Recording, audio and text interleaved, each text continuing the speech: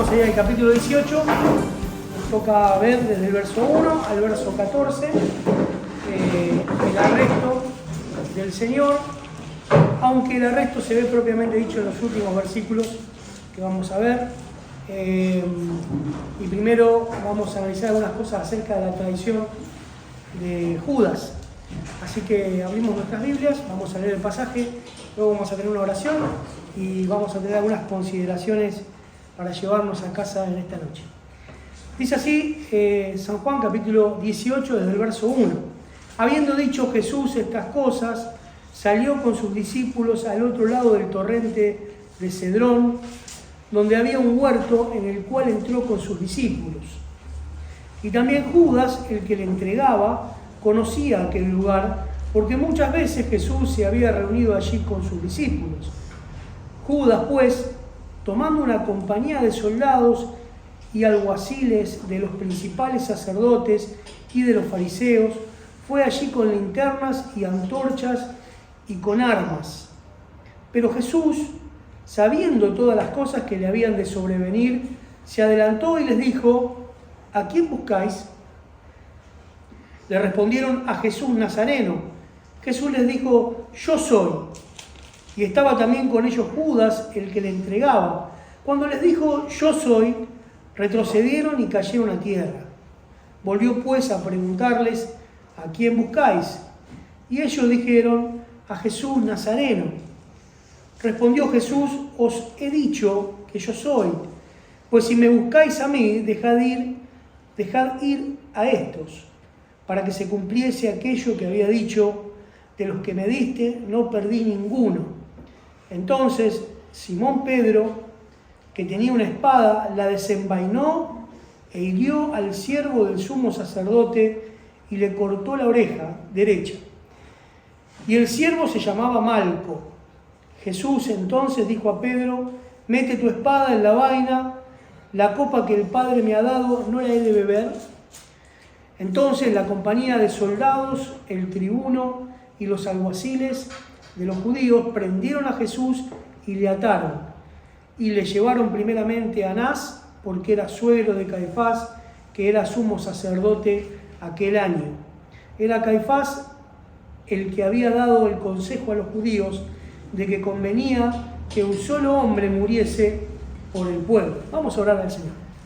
Padre bendito, queremos darte gracias, Señor, porque podemos estar juntos, los hermanos, para abrir tu palabra, para poder estudiar tu palabra, para poder conocer un poco más acerca de lo que nos has mostrado, acerca de lo que has revelado, Señor, acerca del Señor Jesucristo y acerca de tu persona. Señor, queremos entrar para pedirte que puedas hablar a nuestras vidas y corazones, para pedirte, Señor, que puedas quitar de nuestra mente cualquier distracción, que puedas, Señor, darnos el control de la concentración y que podamos, en el dominio propio que nos ofrece el Espíritu Santo, poder atender a tus palabras en esta noche. Señor, háblanos, porque te lo pedimos en el precioso y bendito nombre de Cristo Jesús. Amén. Bueno,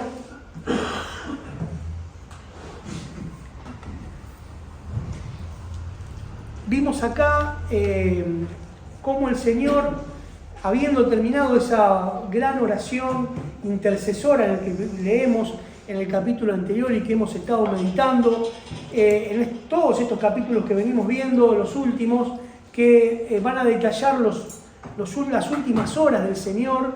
Esto estaba antecedido de aquella cena anticipada de la Pascua. Ustedes recuerdan que la Pascua todavía no era, iba a ser al siguiente día, justo al horario donde el Señor era sacrificado o donde era muerto en la cruz. Era el horario donde recién ahí el Cordero Pascual era sacrificado para compartir las familias a la noche siguiente, ¿no? El Señor va a hacer uso de una opción que tenían los judíos, sobre todo aquellos que tenían que emprender viajes, de poder participar anticipadamente de esta cena, y junto con sus discípulos Él va a compartir esta cena, y ahí mismo donde va a instituir lo que nosotros celebramos cada semana, cada domingo, que es la Cena del Señor, porque había tomado el pan y había tomado la copa y había dicho que eso era su cuerpo y su sangre, la del nuevo pacto, la que era entregada por nosotros. Entonces nos pide que hagamos eso en memoria de él. Y dice Mateo, luego de haber cantado el himno, que era un himno que solían cantar, varios salmos que solían cantar en la noche de celebración, entre ellos el 118, y podemos ver, leyendo el 118, el Salmo 118, cómo algunas de las cosas se estaban cumpliendo en ese mismo momento en la vida del Señor, que iba a ser traicionado por un amigo, por un discípulo, por Judas, y vamos a ver en el Salmo 118 que el Señor dice, mejor es confiar en Jehová que confiar en el hombre, ¿no? Su confianza estaba puesta en su Padre celestial, pero los hombres, en este caso Judas, iban a traicionar, lo iban a traicionar y lo iban a entregar en manos de los gentiles, en manos de los romanos. Vamos a leer algunos versículos, vamos a ir viendo algunas cosas interesantes acerca de este pasaje que no tiene escondido grandes secretos teológicos, es el detalle de una historia, del comienzo ya de la pasión del Señor. Él acá no se va a relatar en el Evangelio de Juan, pero cuando ellos dicen que salen al huerto de los olivos, ahí encontramos por otros evangelios que van a contar la misma historia, aquel momento en que el Señor va a pedirle a sus discípulos que velen y que oren, y Él se iba a apartar de ellos como a un tiro de piedra, se iba a apartar unos metros de ellos, y el Señor iba a orar al Señor, Señor, si pasa de mí esta copa, pero no se haga mi voluntad, sino la tuya, ¿no? Él va a agonizar ahí de alguna manera en ese sufrimiento, orando al Señor, derramándose delante de la presencia del Señor, y Él va a volver repetidas veces hacia los discípulos y los va a hallar durmiendo, los va a hallar que no estaban velando, ¿no? Como Él les había pedido. Él los va a retar y luego se va a ir de vuelta a orar, y así lo va a hacer en varias oportunidades. Pero eso ocurría allí en el huerto de Getsemaní. Dice, habiendo dicho Jesús estas cosas, las que leemos anteriormente, en cuanto a esa oración intercesora por nosotros, salió con sus discípulos al otro lado del torrente de Cedrón. Para que nos ubiquemos, el torrente de Cedrón corría al oriente de la ciudad de Jerusalén. Y no era solamente un pequeño arroyo, tenía varios kilómetros y atravesaba toda la ciudad, atravesaba hacia el oriente el monte de Sión, también corría a la ladera del monte de la Transfiguración, que era el monte Tabor, también encontramos allí ese torrente, y él va a atravesar ese torrente y va a ir al lugar donde él sabía, y lo leímos y ahora vamos a ver, ya sabía anticipadamente que iba a ser traicionado. Ahora, si bien el torrente de Cedrón es un torrente que es muy célebre en la palabra, ahí encontramos no solamente cosas tristes como la traición de Judas, allí del otro lado del torrente de Cedrón, u otras cosas tristes que ahora vamos a meditar también, otras traiciones. Encontramos victorias, por ejemplo, como la victoria de Débora contra Sísara, ¿no? Allí el Señor obra milagrosamente, lo podemos encontrar en el libro de Jueces, en el capítulo 5, donde una gran tormenta va a hacer que el torrente de Cedrón se transforme en un río impetuoso que va a arrasar con esos 900 carros errados que tenía Sísara, este general que hostigaba al pueblo de Israel. Entonces es un lugar donde se recuerdan también grandes victorias, pero había algo que a mí me había llamado la atención y que podemos encontrar un paralelismo con lo que va a vivir el Señor, y lo encontramos en 2 Samuel, el capítulo 15. Fíjense, acompáñenme por favor, 2 Samuel, capítulo 15.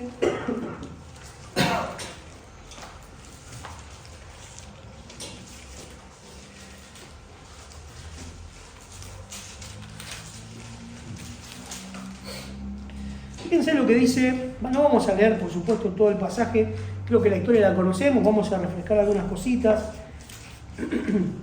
Dice 2 Samuel, capítulo 15,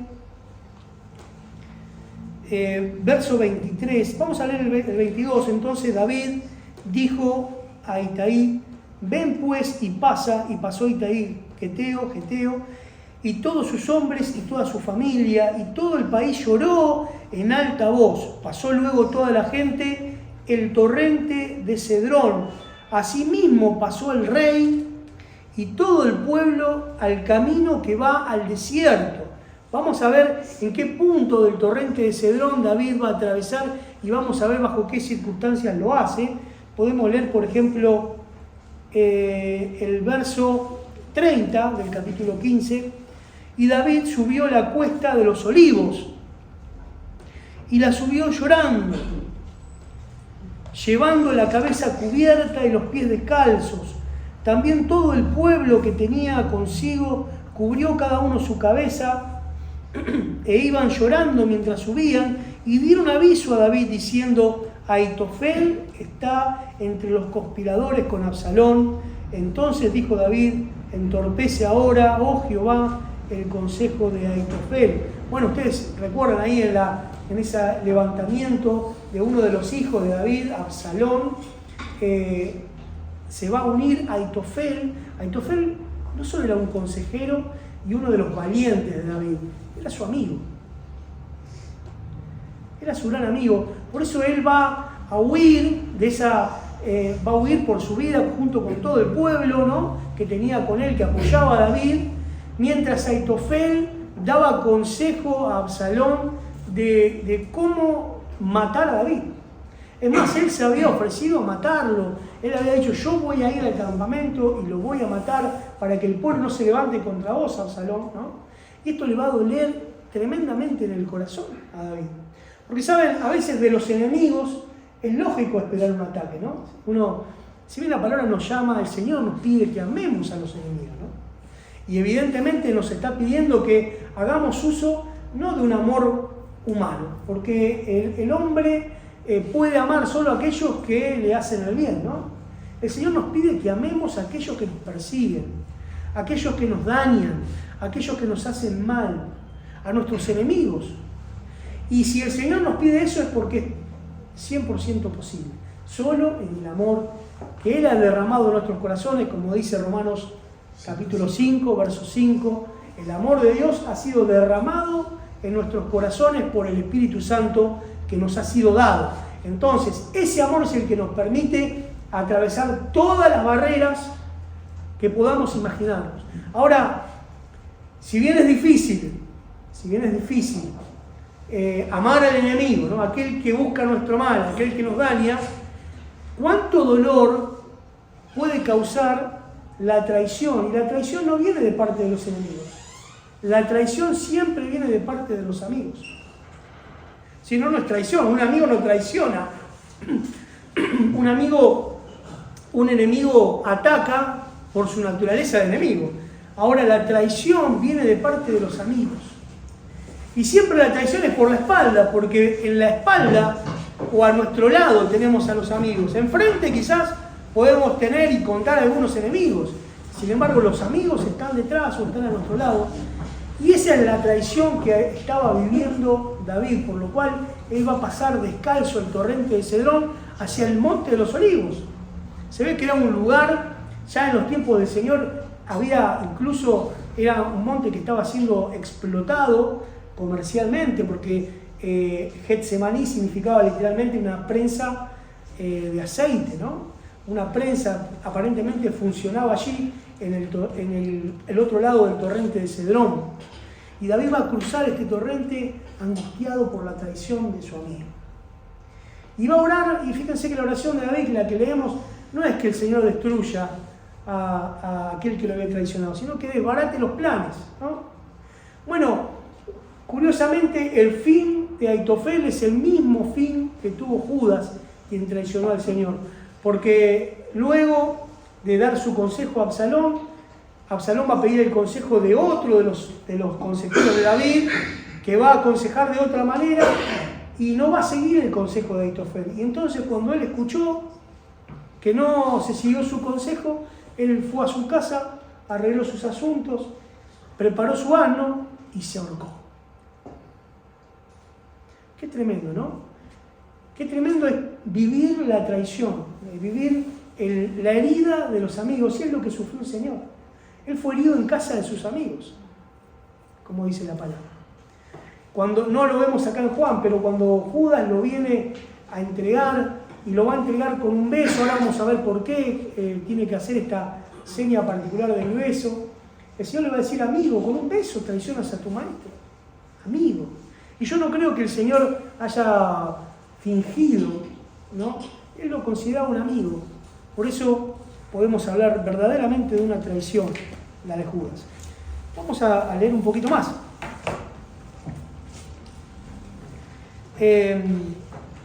Dice también: Judas, el que le entregaba, conocía aquel lugar, porque estamos en el verso 2, muchas veces Jesús se había reunido allí con los discípulos. Y que esto también habla acerca del corazón de Judas, ¿no? Que sabía que en ese lugar el Señor no es que se juntaba y acampaba allí, iba al monte de los Olivos para tener comunión íntima con los discípulos y con su Padre Celestial. Era un lugar donde el Señor se entregaba a la oración, era un lugar de intimidad con el Padre, era un lugar donde vivía la intimidad con sus discípulos, un lugar donde estaba al descubierto, quizá en el medio del monte de los Olivos. El monte no era una montaña, ¿no? El monte quiere decir ese conjunto de árboles, ¿sí? A veces no estamos muy acostumbrados nosotros en la ciudad a usar esa expresión de monte, refiriéndonos, claro, como una especie de bosque, de bosquecito, un poco más chico que un bosque quizás, pero era el monte de los Olivos, era el lugar donde estaban esos olivos plantados allí, y el Señor tenía su lugar pasando el torrente de Cedrón, donde tenía intimidad, lejos de la ciudad, lejos del bullicio de la ciudad, con sus discípulos y con su Padre Celestial. Allí donde Judas sabía que el Señor iba siempre con ellos, donde les compartía ese lugar secreto, donde oraba con su Padre, donde tenía comunión con Él, es allí donde de alguna manera simbólica Judas va a clavar esa puñalada de traición, donde le va a entregar al Señor Jesús en manos de los romanos. Y fíjense lo que dice el verso 3. Judas pues, tomando una compañía de soldados y alguaciles de los principales sacerdotes y de los fariseos, fue allí con linternas, antorchas y con armas. Y siempre se ha especulado mucho acerca de la motivación de Judas, ¿no?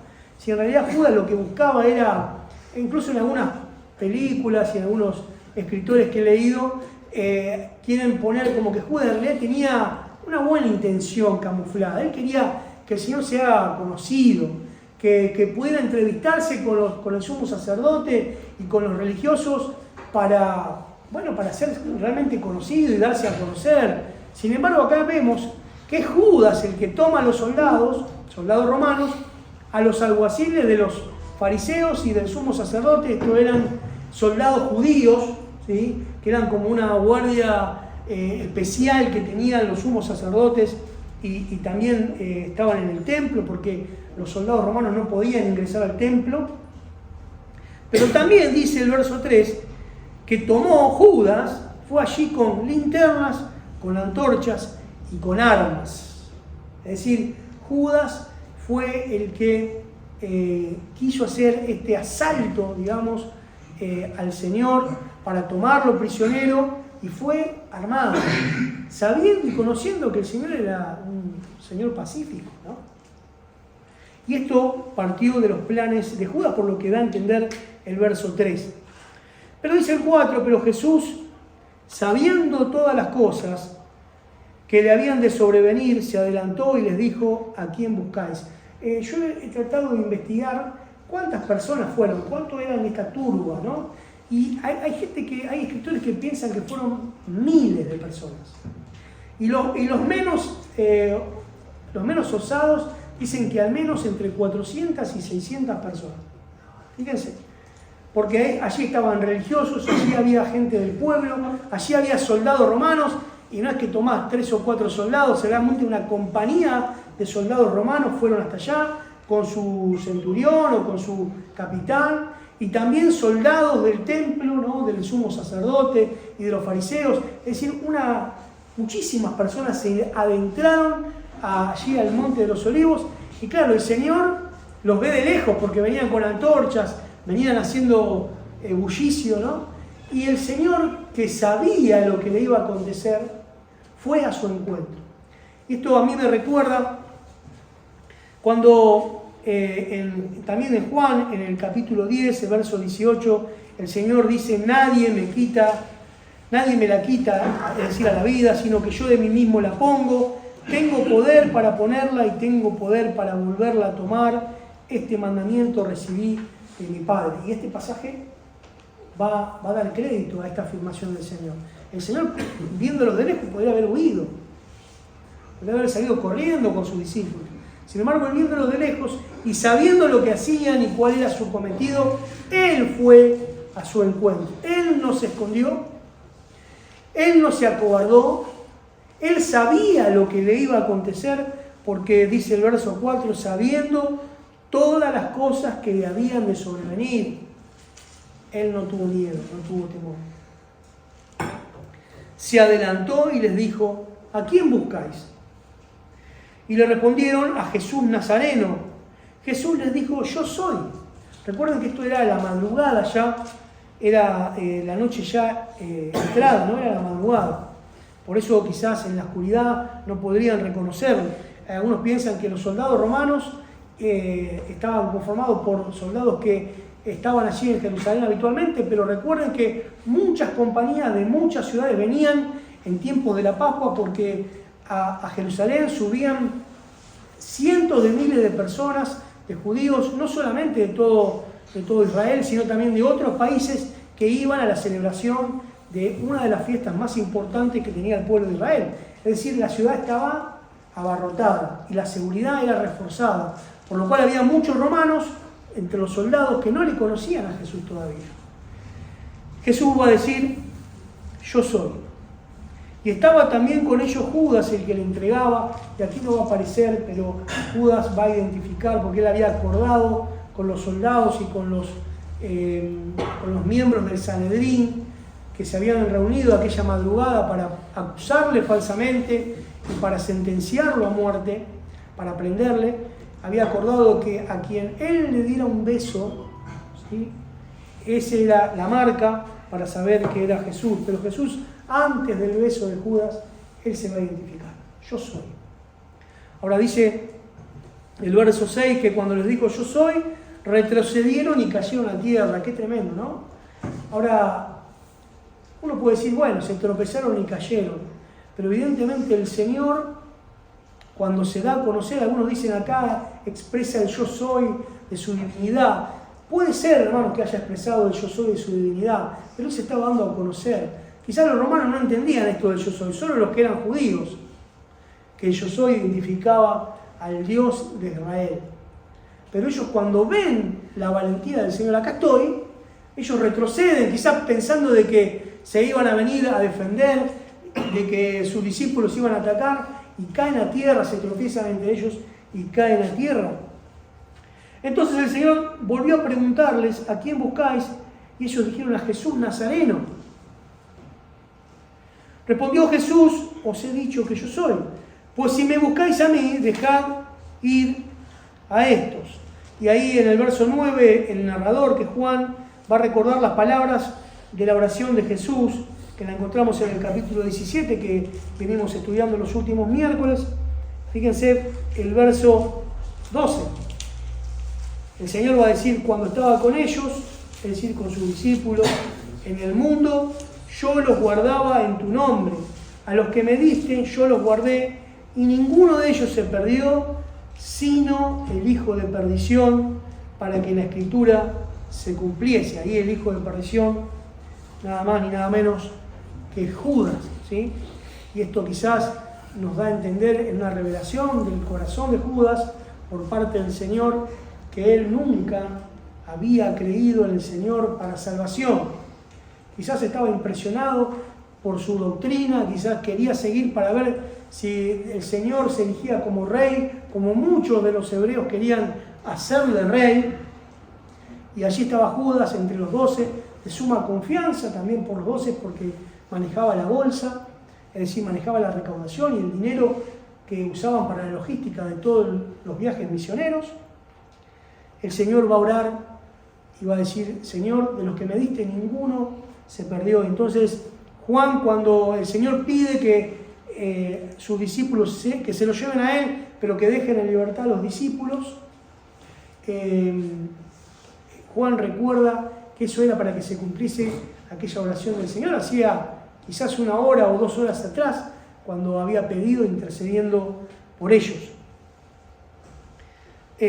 No sabemos por qué, la verdad que fue, digamos, pensando en una estrategia militar, fue una malísima decisión, ¿no? La de los soldados romanos, pero estaban tan voraces por atrapar al Señor para que no se les escurriera como otras veces que quisieron atraparlo y el Señor se iba en medio de ellos, o no lo podían agarrar, no lo podían atrapar, no lo podían encarcelar, porque la palabra decía: aún no había llegado su hora, ¿no? Entonces quizás con esa euforia de haberlo atrapado finalmente, está bien que ellos se vayan, ¿no? Y los discípulos se fueron de allí. Verso 10, fíjense lo que va a pasar. Entonces Simón Pedro, que tenía una espada, la desenvainó e hirió al siervo del sumo sacerdote y le cortó la oreja derecha. El siervo se llamaba Malco. Jesús dijo a Pedro: mete tu espada en la vaina, la copa que el Padre me ha dado, ¿no la he de beber? Yo creo que Pedro no entendía el significado de lo que estaba por ocurrir. El Señor varias veces le había dicho que era necesario que Él fuera entregado en manos de los gentiles, que Él padeciese mucho y que diera su vida. Él ya les había anticipado hacía ya mucho tiempo que Él debía morir. Pero de alguna manera Pedro pensó que él podía ayudar al Señor. En otro pasaje paralelo lo encontramos al Señor en la mesa, en el aposento alto, y algunos de sus discípulos le dicen al Señor: aquí hay 2 espadas, ¿no? Y el Señor le dice: basta ya.